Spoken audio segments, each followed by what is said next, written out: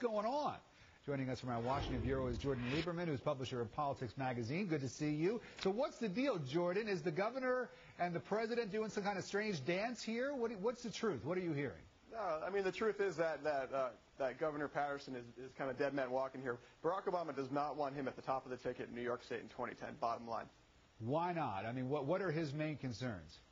Let's start with the fact that he is probably the least popular man in New York politics, the least popular governor in the United States right now. He is a drag on the ticket, which, forgetting, again, of course, the down ballot races, the congressional races, let's talk about if he loses, Rudy Giuliani could be the next governor of New York State, and he is the one man as governor that could potentially stand in the way of a Barack Obama re-election in 2012. So that's what this is about? It's all about Rudy, who hasn't even declared that he wants to run for governor of New York State?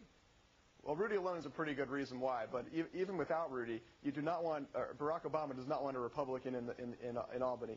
Don't forget when Republicans or whoever is in charge of the State House or whoever takes over the governorship in Albany really tends to stick around for a while. If you remember Governor Pataki and Governor Cuomo before that. And the president didn't exactly like it recently when Governor Paterson went on the radio and blamed race for the critical comments that have been leveled against his administration, and apparently sent word down to the governor's office in Albany. I don't like that. Don't say that kind of stuff. You're absolutely right. The last thing President Obama needs right now is someone else crying racism right now. He's trying to pass a bipartisan health care bill, trying to win over support from across the political spectrum, and the last thing he needs is to be put in a racial corner. Any way you slice it, though, Jordan, here we have the country's first black president, perhaps trying to sideline New York State's first black governor.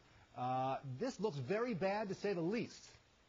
Well, it looks terrible. It looks terrible for Governor Paterson, of course, but in some ways, President Obama is trying to kind of move into the post-racial era of American politics, and he's having a hard time doing so by former President Carter, by Governor Paterson. Everyone across the board is trying to drag him back into racial politics, and he's just trying to get out of it. And as for the gubernatorial race, so far David Paterson sticking to his guns, saying that he's going to keep at it and stay in that race for the governorship.